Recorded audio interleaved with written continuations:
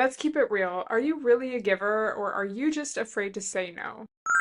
Being a giver does not make you a saint, it does not make people like you more, and it actually creates resentment and makes people walk all over you. I think a lot of women can relate to being overly giving and people pleasing. You're giving and putting so much time and love and energy into your relationships and into other people, and barely ever receiving that same love back. Society definitely glorifies and promotes the selfless woman. We can see many different examples of this throughout history, throughout society, and even in mainstream media. An example that always comes to mind for me is watching Jersey Shore season 2, the original series, when they're in Miami and Vinny's mom comes to visit.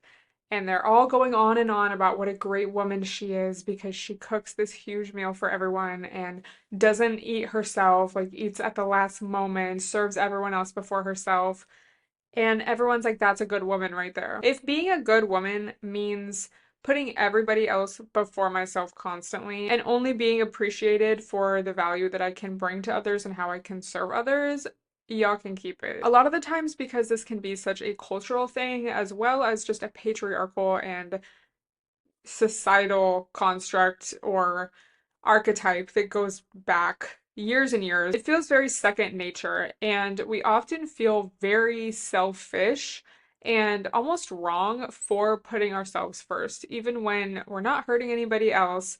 Maybe we're disappointing somebody else, but ultimately we're doing what's best for us. Because let's face it, a lot of the time, over giving actually just comes down to neglecting yourself and your own needs. Are you doing this? Are you giving out of love? Or is it out of a fear of rejection? A lot of people feel like they need to earn love, and this often starts in childhood, as I'm sure a lot of you know. An example of this would be your caregiver would only show you love, affection, and like they were proud of you when you got a good grade on a test or when you did something that was good. And the love and affection and warmth felt very conditional. Once we grow up, we tend to recreate this same dynamic, and a lot of the times that can look like the anxiously attached person going after the avoidant person because you want to seek that love and feel like if I could just get them to love me, if I could just please them, then I'll be healing that inner child that felt rejected or like they weren't getting enough love or like they had to earn love. But when you go after the same patterns, you're just going down a dead end. You're never going to find the answers that you're looking for there. It's about taking responsibility for your own actions. That's not to say that you're to blame for being a people pleaser or being overly giving or that it's your fault that you're caregivers growing up gave you that kind of conditional love. But as an adult, it is our responsibility to see our part in it and to create new pathways and ways of thinking and ways of going about things, especially relationships, in order to heal those past wounds and overcome them and have the relationships, the love, and just the lives that we truly want and deserve. A lot of the times as well, when we are overgiving and overextending ourselves, we're not actually helping the other person, but rather enabling them. I think a huge example of this that a lot of women probably relate to is if you have a boyfriend that, maybe lost their job or they just don't seem really motivated. And so you are wanting to be a good partner, a good girlfriend. You're like looking for job applications for him. You're helping him fill out his job applications.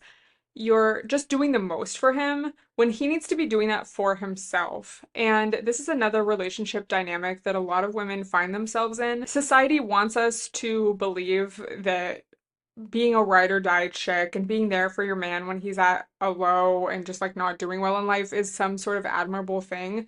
But so often it just leads to you also bringing your life down because that kind of help is never appreciated. That's a grown man. He can figure it out for himself. You're not his mother, you're not his therapist. You don't need to be doing the most for him, and you'll ultimately end up feeling resentful when he doesn't accept your help. You'll feel frustrated because it's like, why is this grown man not motivated to get his life together? And he will ultimately resent you as well for kind of mothering him and not treating him like a man, which even if he consciously wants that or not, that's not really your business. Your business is to do what's the best for you, which is not filling out a job application for a grown man. And that's just an example. There are a lot of examples that fall under this. But I think a really important thing to learn in life, especially if you are a people pleaser and you always want to like help others, save others in kind of like a you're doing the most way, is that you need to let people face the consequences of their own actions. If you are always rushing in, trying to save somebody, trying to loan them money, trying to like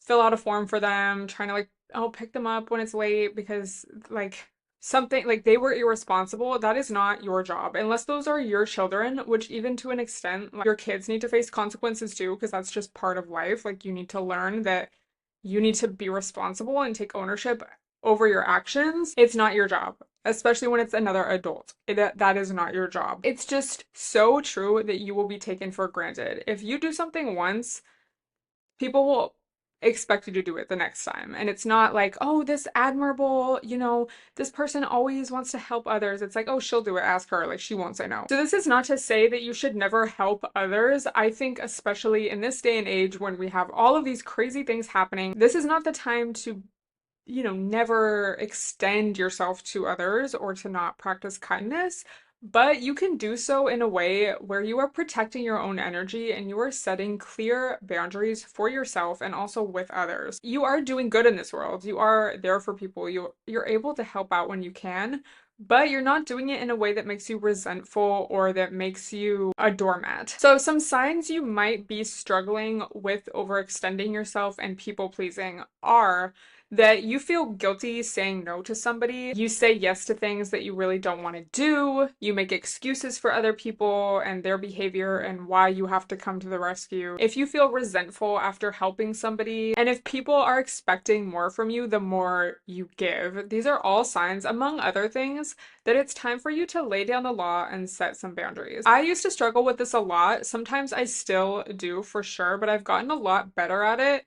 And I think what really helped me was just reframing my mindset around like almost others' perception of me, because I think part of why we want to say yes to people even if we don't actually want to, and why we overextend and like just try to be agreeable, is we want other people to be okay with us and to almost like approve of us. So once I started training my mind to actually see that dynamic as like they're not respecting me, they're looking at me as a doormat, they're looking to me as like a yes man, like my opinion's not valued. That made it a lot easier for me to start saying no. If you're always the one to say yes, always the one trying to bend, like being agreeable, make peace, the war will go inside yourself and the resentment will just build up over time and you just won't be happy. So I had to adopt this new mindset where saying no actually made people respect me. And even if that's not literally the case in every situation, just telling myself that, I think it's actually a way of building respect within yourself. You are respecting yourself when you honor what it is you actually want, whether it's saying no to something, sorry, I can't help you out with that, sorry, I'd rather stay in tonight.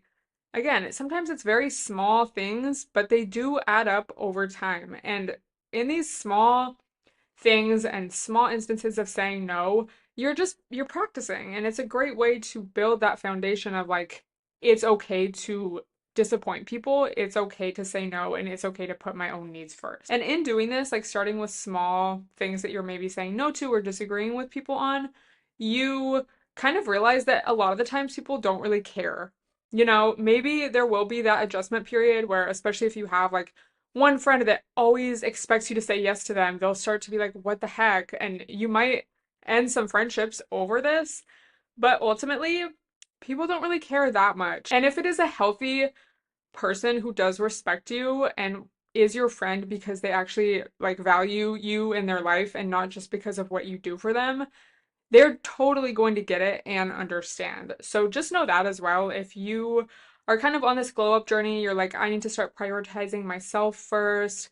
And you kind of start realizing like maybe you have less friends, maybe it's harder to get along with the people that you've been getting along with this whole time. That's actually a good thing because it shows growth within yourself and that you are starting to recognize unhealthy patterns and potentially toxic relationships that are not in your best interest, and you're changing that. So that is a great thing. Even though it can seem scary and like, is everyone mad at me? Or like, oh my gosh, I made this person mad, or like they're not 100% happy with me. It's like at the end of the day, you have to live with yourself and you want, again, that self-respect and you want to be happy with yourself in your own life. Some other tips for saying no is to not over explain yourself. And this is another thing where you can start small. If you find yourself, if your friend asks you to do something and you can't do it that day, or you don't want to do it, whatever, and you start writing this huge paragraph about like, well, I actually have, I'm like so busy at work and like this and that and the other thing, and like saying all these unnecessary details, you could catch yourself, start deleting that paragraph and say, sorry, I won't be able to. Period. You know, this is important in all types of relationships, with family relationships, with people at work, with a boss. It's just so important that you work on how to say no and be comfortable in that and value your own opinion. So the sooner you start practicing those boundaries, the better. And so much in your life falls into place, and it's like you almost don't realize how much saying yes to these little things is holding you back and draining you until you stop doing it and you're like, wow, like I feel so much better.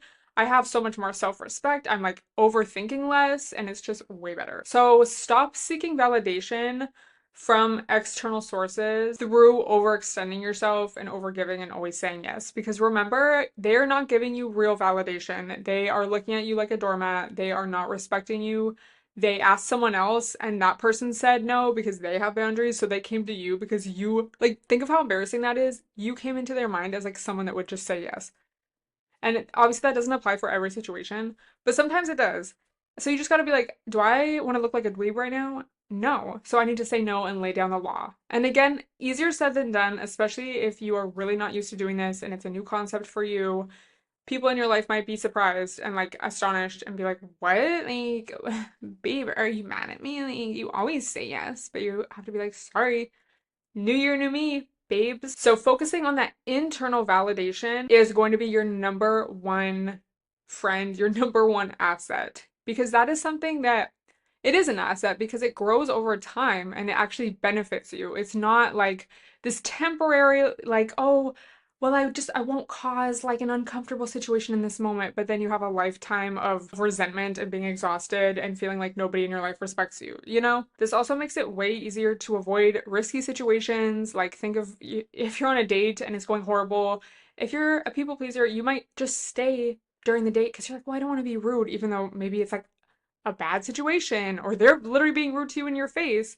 So when you're practicing saying no and like removing yourself from situations, again, it's going to be that much easier to remove yourself from a big situation or say no to a big request somebody has. So in having boundaries with others, we will have more energy, stronger relationships, and just an overall way higher sense of self-confidence. Success looks like pursuing passions without guilt, people respecting your time and energy, and feeling more empowered and aligned within yourself and within your own life. So I challenge you guys to say no to something this week. It could be something so small, but just a time where maybe your knee-jerk reaction was to say yes, but you catch yourself and you actually say no without explaining yourself. You could be polite for sure, but firm. And know that I'm proud of you and you should definitely be proud of you. Boundaries lead to higher self-respect and actually way more freedom in your life. So let's stop with the givers, healers, narrative, and instead let's focus on being people and being women that respect ourselves, that can give back in a way that is beneficial for ourselves, for the world, for society, for others. And anyone that makes you feel guilty of doing that was literally just out to use you anyway and is unhealthy within themselves. So that's not to it's like no offense, it's just literally the truth. So I would love to hear something that you said no to recently, period. We love this trend, and let me know what you want me to talk about in next week's episode. Thank you guys so much for watching and or listening, and I will talk to you guys next week.